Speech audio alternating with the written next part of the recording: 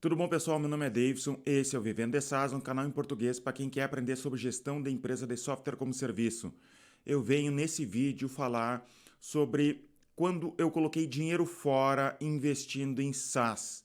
Eu tenho uma empresa de software como serviço e já coloquei muito dinheiro fora testando coisas e eu quero te falar sobre isso hoje, tá? Eu anotei aqui, são 11 vezes, ou agora não me perdi porque eu fui perguntar para os meus sócios ali sobre outras coisas que a gente fez e eles acabaram me falando algumas coisas, mas é entre 11 e 12 vezes, agora não lembro exatamente de cabeça. Então vamos para a lista de coisas que eu errei.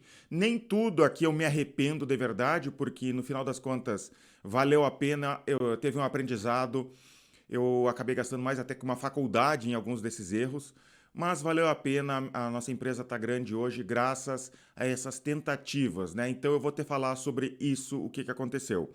A primeira coisa que eu errei foi desenvolvendo softwares sem um planejamento. A gente desenvolveu dois softwares sem planejamento. Um era um software de fazer sites, estilo Wix. Claro que há muito tempo atrás, não tão bom quanto o Wix, mas a ideia era que tu fosse no... Isso pensa que é lá para o ano 2006, mais ou menos. Tu poderia fazer o site através de um wizard. Montava o site, colocava no ar, comprava o domínio e tudo mais. A gente fez, não planejou nada em relação a como captar clientes, como se vender esse software.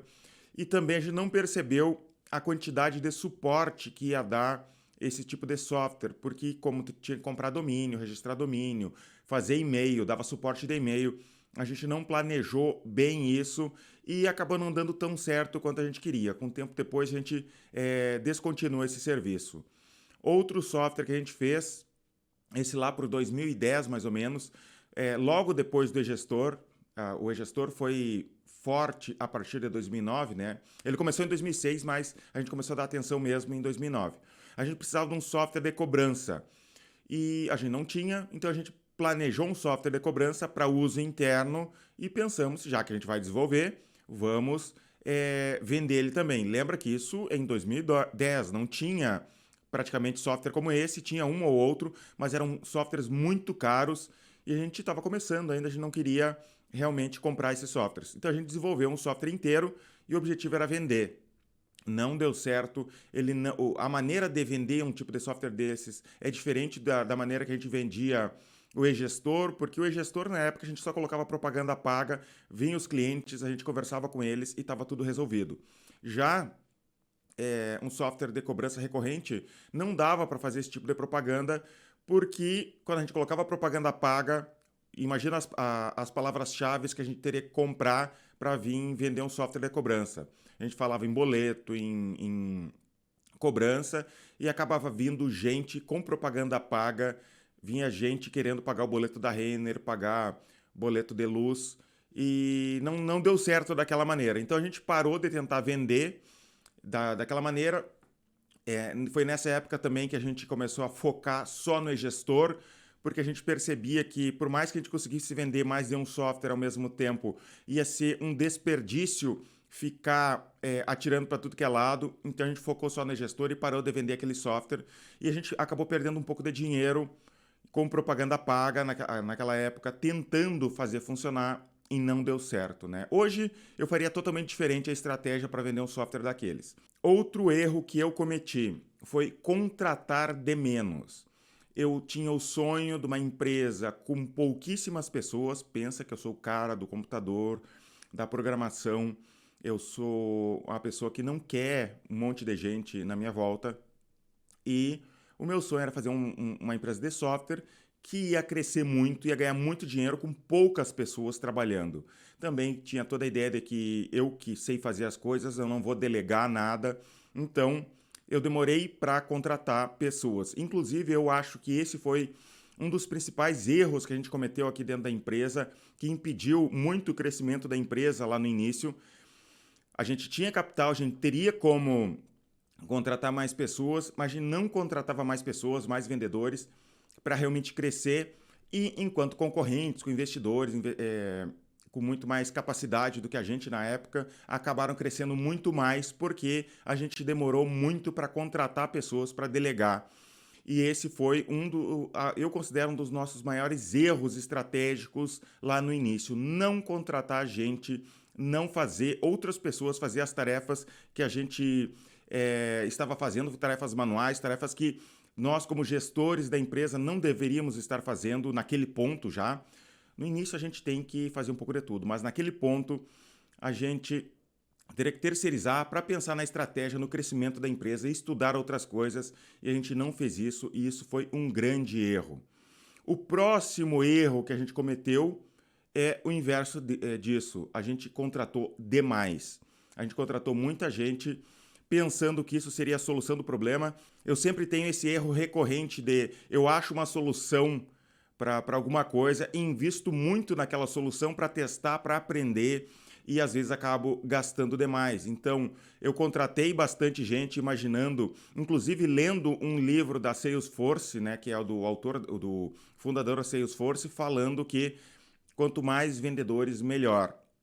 E eu acabei contratando muitos vendedores para minha empresa e não deu certo.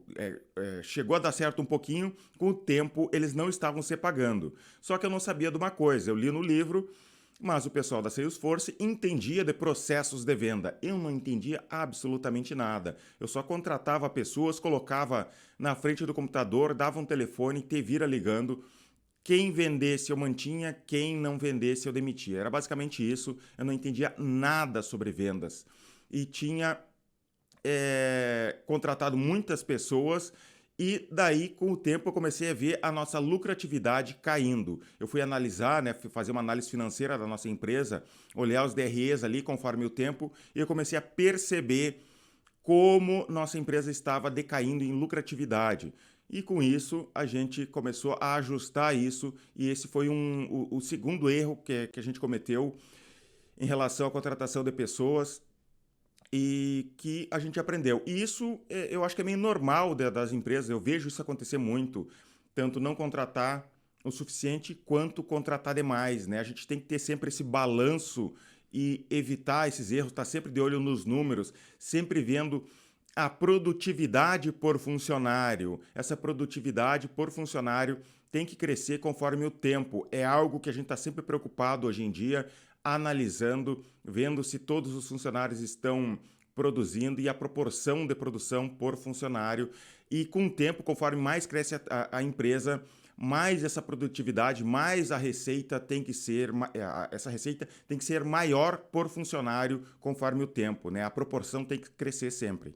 Outro erro que eu cometi foi demorar para demitir. Eu lembro das nossas conversas aqui dentro da empresa de, cara, contrata esse cara aí mesmo, se ele funcionar a gente deixa, se ele não funcionar a gente demite. Só que tem um problema que as pessoas não percebem em relação a esse discurso, é que a gente acaba ficando amigo das pessoas. A gente gosta das pessoas e fica mais difícil demitir. E várias vezes, lá no início da empresa, a gente demorou para demitir porque era um amigo nosso, porque a gente gostava da pessoa. Então, isso é ruim, né? É difícil, demitir nunca é uma coisa fácil. Mas com o tempo a gente foi aprendendo. Hoje em dia a gente demite muito mais rápido se a pessoa não está funcionando. E a gente percebe com o tempo que se a pessoa não funciona lá nos primeiros meses, muito dificilmente ela vai performar bem depois. Não que tu não tenha que dar um treinamento para a pessoa, tu não tenha que dar uma insistida nas pessoas ali, dar uma chance para a pessoa, a gente continua fazendo isso, mas tu acaba percebendo as pessoas que não têm a vontade, não têm a vontade de estudar, de melhorar, por mais que elas não performem bem, tem pessoas que tu vê a vontade ali, que elas realmente querem crescer e tu percebe que ela não tá boa agora, mas ela vai ficar boa daqui a um tempo. Então tu consegue perceber isso, como gestor tu consegue perceber isso. E aquelas pessoas que tu vê que não tem jeito, não adianta tentar manter. E principalmente quando amigos, né? O amigo às vezes acaba te usando porque ele percebe que tu não vai demitir ele por qualquer coisa e ele acaba abusando dentro da tua empresa e isso acaba se perpetuando. Até um problema é isso, né? De tu contratar amigos. Às vezes tu contrata amigos, pessoas que já eram amigos antes de começar a trabalhar na empresa, tu acaba sofrendo com isso porque tu tem uma dificuldade grande de demitir esse tipo de pessoa. Então, hoje em dia, eu até evito a qualquer custo contratar amigo, contratar parente, para não ter esse tipo de problema. Eu quero contratar pessoas competentes que trabalhem aqui na empresa, façam a empresa crescer, que contribuam com todas essas pessoas que dependem do nosso trabalho, clientes, outros funcionários. Então é assim que a gente tem que pensar. Não dá para ficar apegado muito às pessoas em relação a trabalho. Claro que tu vai dar chance para quem se esforça, mas é isso. Outro erro que eu cometi muito. Lá no início, eu que cuidava da propaganda paga da empresa. Não existia toda essa história de gestor de tráfego, né? Que hoje existe o termo, tem profissionais que trabalham só com isso. Pensa que eu comecei lá em 2009 com propaganda paga e era praticamente Google. E eu fazia propaganda paga, funcionava e eu deixava lá o dinheiro. A gente cresceu muito, tá? De 2009 a mais ou menos até 2014, a gente cresceu muito com propaganda paga. Propaganda paga era muito barata e funcionava. Mas isso não quer dizer que eu não coloquei muito dinheiro fora. Por quê? Porque propaganda paga tu tem que estar sempre de olho, tu tem que estar sempre revisando, é um leilão, as coisas mudam. Alguns erros que eu cometia, por exemplo, aparecia propaganda paga, digamos, eu fazia propaganda. A mesma coisa que eu falei anteriormente no início do vídeo, tu comprar palavras-chave e vir em pessoas erradas, ou aparecer em sites errados, né? Porque o Google Ads tem a rede de display, então começava a aparecer em sites ruins, vinha lead muito ruim. Outra coisa que eu não cuidei direito, porque era muito trabalho também, né, para uma pessoa só, e eu não tinha confiança de transferir o trabalho de propaganda paga para outra pessoa. Com o tempo, eu mudei isso. Então, eu colocava muita propaganda paga e vinha muito lead ruim, e o custo de aquisição de clientes foi para as alturas. Só que, o que que aconteceu? A nossa empresa já tinha um certo patamar ali, vinha muito cliente que era indicação de outros clientes acessar o nosso site, comprar o nosso produto e mascarava isso, né? Eu não fazia um cálculo de custo de aquisição de clientes por canal de venda, por exemplo, pela propaganda paga e outro por indicação de clientes. Eu somava tudo e dividia pelo total de vendas. Eu fazia o cálculo do custo de aquisição de clientes errado. Eu teria que pegar o valor que eu investi em propaganda paga e calcular as vendas de leads vindos direto de propaganda paga. Então isso mascarava muito. O custo de aquisição de clientes estava nas alturas e eu não percebia porque eu não calculava. Porque a gente tinha muito lead que era de indicação de clientes. Então, esse foi um erro. A gente colocou, olha, muito dinheiro fora em propaganda paga e eu me arrependo bastante disso. Hoje a gente olha com cuidado extremo todo tipo de propaganda que a gente tem aqui. A gente tem uma equipe de marketing só para cuidar disso tudo, para evitar esse nível de desperdício que a gente teve lá no início. Outro erro que eu cometi, e muitos dos meus erros aqui foi com tentativas de marketing, que é, por exemplo, eu tentei investir em outdoor, coloquei propaganda em outdoor. Aqui na minha cidade eu queria começar a testar aqui na minha cidade para ver, para ter noção e depois, se funcionasse, eu gostaria de espalhar pelo estado aqui do Rio Grande do Sul. Eu sou do Rio Grande do Sul e espalhando e fazer crescer através de outdoor. Eu pensava da seguinte maneira: propaganda paga, tá todo mundo fazendo propaganda paga. Eu quero atingir um público, aquele empresário que não está olhando propaganda paga ou tem receio em relação à propaganda paga. E eu queria também testar o outdoor para ver qual seria o impacto local aqui da nossa empresa, porque a gente realmente lá no início, a gente nunca deu é, valor para cliente local.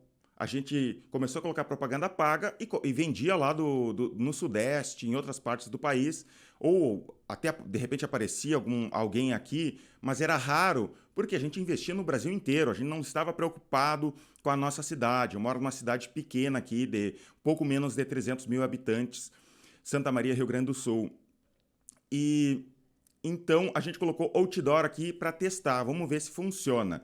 Não deu certo, tá? Não realmente não trouxe praticamente ninguém de cliente. O que apareceu mesmo foi rádios locais que viram a propaganda e nos ligaram dizendo: cara, já que tu está investindo em outdoor, por que tu não investe na nossa rádio aqui local? Foi isso, basicamente isso que apareceu. Venda mesmo, que é bom, não deu certo. Zero lead vindo através do outdoor.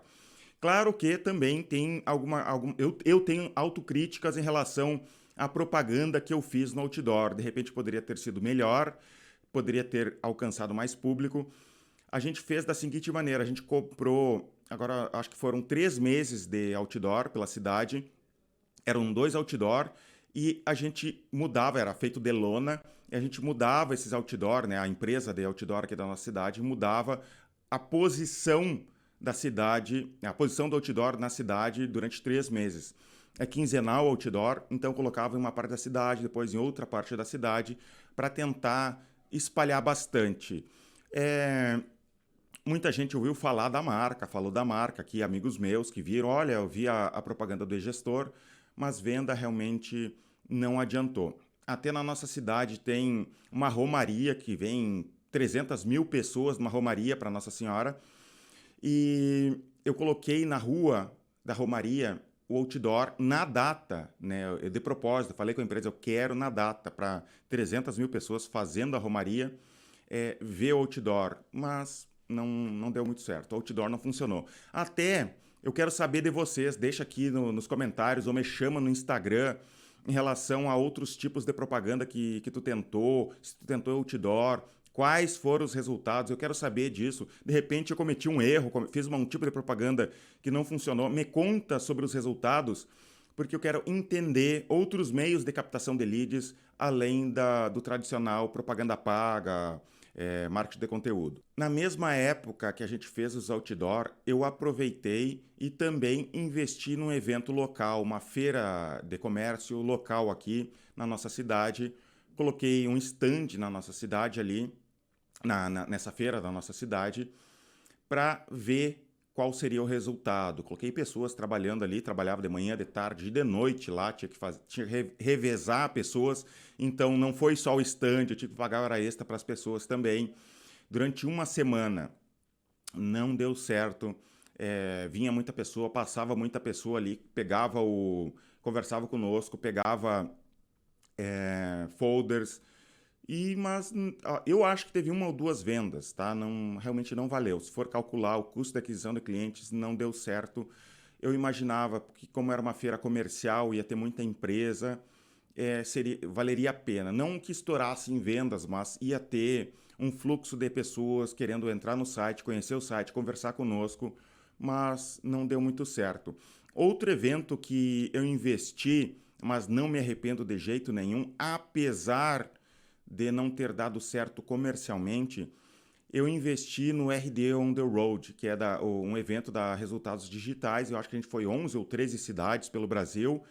Não deu muito certo, eu já contei muitas vezes aqui nesse canal. Não deu certo comercialmente, mas nos ajudou, porque eu mandei muito funcionário viajar, conhecer as cidades pelo Brasil.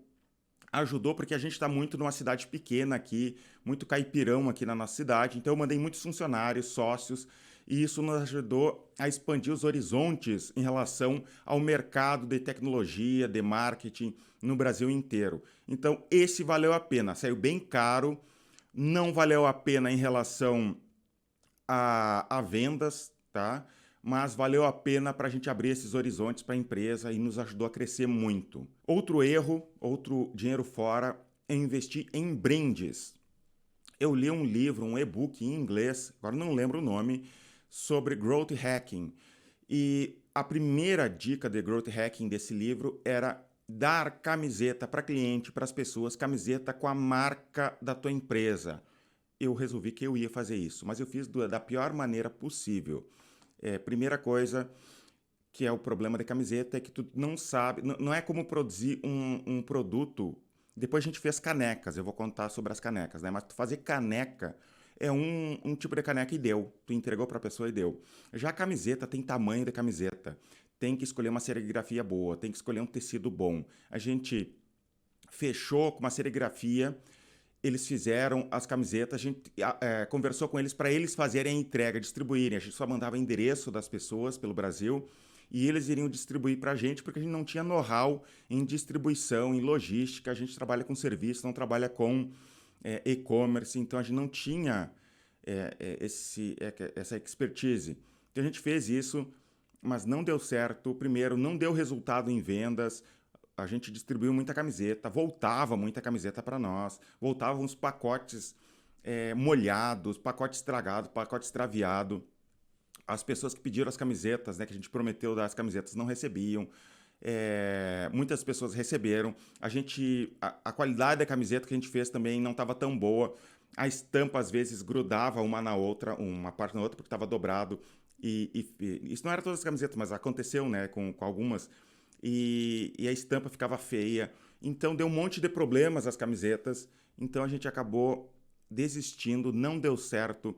Eu tô achando que aquele livro de Growth Hacking foi só um cara que realmente nunca executou as coisas, começou a escrever ideias soltas ali, mentindo que tinha feito, mas realmente não deu certo distribuir camisetas, não aumentou as vendas, não aumentou gente ligando, não diminuiu o custo de aquisição de clientes, não melhorou a marca, realmente não deu certo distribuir camisetas. E um dos erros também das camisetas foi distribuir para o Brasil inteiro. Outra vez, a gente testou com canecas. Só que daí a gente fez diferente. A gente mandou fazer um monte de canecas, bem bonitas as canecas. A gente tem, até hoje, canecas. A gente trouxe tudo aqui para Santa Maria, no Rio Grande do Sul, essas canecas, e a gente contratou um entregador na nossa cidade e entregou para os nossos clientes da nossa cidade, porque era um piloto, né? Era um teste. Vamos ver como é que as pessoas se comportam ao receber essas canecas. Isso vai aumentar as vendas, vai ter mais gente da nossa cidade nos ligando, perguntando ao gestor, pedindo caneca. E a gente fez essas canecas e pagou, ele entregou por toda a cidade e também não deu certo essas canecas. E eu quase perdi o casamento por causa dessas canecas. Deixa eu te contar a história. Minha esposa estava grávida de 8 meses da nossa filhinha e teve uma empresa aqui da nossa cidade que falou o seguinte com o nosso gerente aqui. Olha, nós somos 7 pessoas aqui, dando a entender que eles queriam 7 canecas. E eu estava conversando por WhatsApp com ele e com minha esposa, porque eu ia dar uma carona para ela, porque ela estava perto da empresa. Errei a conversa ali, e em vez de falar com o meu funcionário, eu falei para ela a seguinte frase.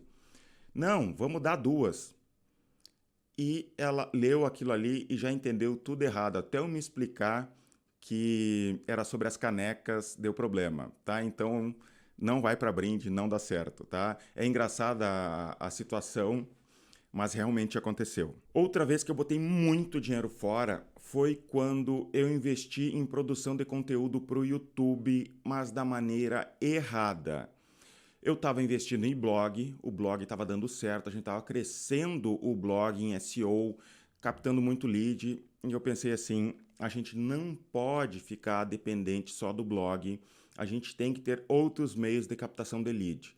Liguei para uma produtora aqui na nossa cidade, porque eu vejo isso muito normal. As pessoas que me veem fazendo vídeos aqui no YouTube sempre me falam da ideia de, cara, tu faz vídeo, né? Tá dando certo. Eu também vou fazer, mas eu tinha que ter uma câmera excelente, eu tinha que ter uma produtora, iluminação perfeita. Eles querem começar dessa maneira e eu tentei justamente dessa maneira também lá no início pro gestor. E o Vivendo de SaaS até nasceu disso, desse erro, porque eu pagava uma mensalidade caríssima, né, para ter toda uma equipe, tinha uma pessoa segurando o microfone, tinha iluminação, tinha maquiador e coloquei meus funcionários a gravar vídeo. O conteúdo era mal planejado, horrível, vídeos curtíssimos, cara, assim, ó, horrível. Até a gente tinha cenário na nossa empresa para ficar mais bonito. A gente comprou uma planta, então a gente brinca aqui que é a planta mais cara do mundo, porque a gente tem até hoje essa planta, porque era uma planta cenográfica para colocar atrás dos vídeos. E depois a gente acabou cancelando essa ideia porque a gente percebeu que a qualidade realmente do vídeo estava excelente. mas o conteúdo estava uma droga, a gente não precisava daquilo tudo. O Vivendo de SaaS nasceu justamente disso também, porque eu pensei assim, eu não posso fazer algo de má qualidade para o gestor, esse era o meu pensamento na época, então eu vou começar um outro canal no YouTube, aprender como que você faz e a partir disso eu volto e crio um canal para o YouTube do e-gestor. Então eu comecei gravando no meu próprio celular e era isso, falando de SaaS no meu próprio celular, porque eu gastei muito dinheiro naquela época. Depois, com o tempo, começou a dar certo, daí sim, comprei uma câmera, compramos equipamento aqui de som, montamos um estúdio dentro da empresa. Mas a gente acabou botando muito dinheiro fora aquela época. Se tu for começar no YouTube, começa de jeito modesto, não tem problema nenhum. O que importa de verdade é o conteúdo. Semana passada eu estava com Covid, eu gravei no meu carro com o meu celular e é isso. Ficou bom, teve muito acesso ao vídeo e é isso, tá? Não precisa investir um monte de dinheiro de saída para realmente começar o teu canal no YouTube. Outro erro que eu cometi e cometi mais de uma vez foi planejar mal o comissionamento dos meus funcionários.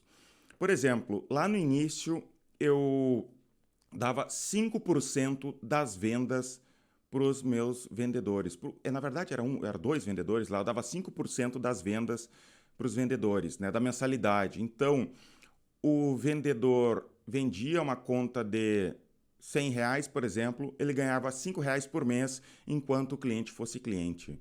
O que estava acontecendo? Eu estava criando vendedores marajás, porque com o tempo ele ia estar ganhando muito bem e ele não ia precisar vender mais porque ele já estava ganhando bem, tá? Então a ideia era só pagar 5% porque eu realmente não sabia como calcular o comissionamento dos vendedores. Hoje em dia não, hoje em dia eu planejei todo como que funciona a, o comissionamento dos vendedores, até explico isso em detalhes no meu curso. Se tu tem interesse um dia, né, quando eu for lançar meu curso, já fica de olho para o lançamento do curso para evitar isso. Cara, isso é um problema ainda mais no Brasil por causa das leis trabalhistas. Se tu começa a fazer errado no início, conforme cresce a tua equipe, tu vai ter que fazer aquele mesmo método de comissionamento para os teus futuros vendedores. Cuida muito isso, porque senão tu acha que tu tem pouco problema no início ali com um vendedor, espera até crescer tua equipe e tu não poder mudar aquela estrutura de comissionamento, porque tu tem uma equipe grande agora e o que tu faz para um, tu tem que fazer para outro, tá? Então, cuida muito isso. Eu errei muitas vezes isso. Eu já comissionei também pessoas do financeiro, né? Que eu queria para diminuir a inadimplência e diminuir a taxa de cancelamento. Na época não era CS, eu não tinha essa ideia.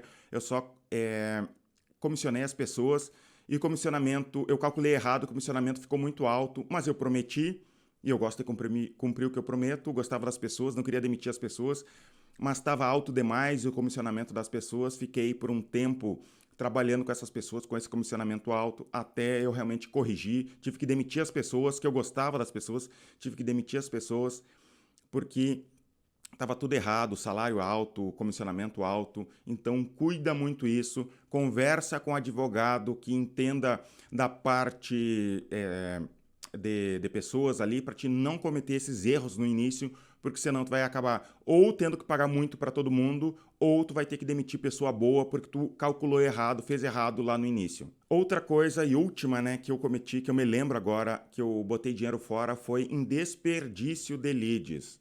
Como que funcionava? Eu colocava propaganda paga lá no início, as pessoas se cadastravam no site do gestor, entravam num painel de suporte que os meus vendedores têm, eles poderiam pegar lead à vontade, não ia para um CRM, não tinha controle do que acontecia com cada lead. Eles pegavam lead à vontade, com o tempo eles começavam a brigar por leads, porque comecei a aumentar a equipe, cada um pegava o lead à vontade, não tinha um controle, cada vendedor ter 10 leads, ou se era aleatória a entrega dos leads. Então, acontecia a briga. Com o tempo também, as pessoas podiam pegar leads. Eu cometi o seguinte erro também, eu não deixava as pessoas ligarem no mesmo dia. Tu se cadastrou, o vendedor só ligava um dia depois. Então, os vendedores só podiam pegar esse lead um dia depois. Então, eu tinha 3 funcionárias que eram vendedoras dentro da empresa. duas tinham a chave da empresa, que elas chegavam cedo na empresa, e por causa dessa briga de leads, elas começavam a chegar cada vez mais cedo. Tinha vendedora chegando 6 da manhã para pegar o lead. Eu ia ter problema trabalhista com isso, por causa dessa falta de controle de lead. Com o tempo a gente começou a controlar aquele painel para só abrir. A empresa começa às 9, abrir às 8h55 da manhã, para evitar delas chegando 6 da manhã e evitar aquela briga. Com o tempo, a gente comprou um CRM, começou a controlar cada lead que entra na base através do CRM. O vendedor tem que explicar dentro do CRM o que aconteceu com aquele lead, por que ele foi descartado. Então, cuida isso. Hoje em dia, por exemplo, a gente tem uma estrutura de pré-vendedor e vendedor. E se o pré-vendedor descarta o lead, ele tem que informar dentro do LRM, que é um software para pré-vendedor, tipo um CRM para pré-vendedor. Ele tem que informar por que ele descartou aquele lead. O vendedor, a mesma coisa dentro do CRM. E eu imagino quanto de dinheiro fora, porque eu colocava dinheiro, cada vez mais dinheiro, e nunca era o suficiente o número de leads, porque os vendedores estavam mal acostumados, só queriam uma matinha, só queriam lead que atendesse de primeira, conversasse dizendo eu quero comprar. Se tivesse qualquer dificuldade com o lead, eles partiam para o próximo. Eles ficavam de olho no painel. O cliente tinha mais de um acesso. A gente tinha um sistema de estatística dentro do painel também, que a gente dava uma nota conforme o uso do sistema. Se a pessoa cadastrou mais coisas dentro do sistema, a nota era maior. Então, eles cuidavam isso também para ver, escolher qual lead era melhor. E daí a gente acabou perdendo muito lead por causa disso, né? Então a gente botou muito dinheiro fora em propaganda por desperdício de leads. E então cuida isso, organiza isso dentro da tua empresa a partir de não colocar dinheiro fora da mesma maneira que eu coloquei. E é isso por hoje, esse vídeo. Muito obrigado. Se é a primeira vez que tu acessa um conteúdo meu, eu quero te contar que a gente tem uma comunidade no Facebook que a gente debate sobre software como serviço. Essa comunidade é gratuita. Para te poder participar dessa comunidade, tu tem que ir no meu Instagram, que é @vivendodesas, SaaS com 2A, pegar uma senha, vai lá no Facebook, coloca aquela senha na hora de entrar, porque eu não deixo qualquer pessoa entrar, eu não quero qualquer desavisado fazendo spam, eu quero deixar uma comunidade organizada. E me segue no Instagram também. Muito obrigado e até os próximos vídeos.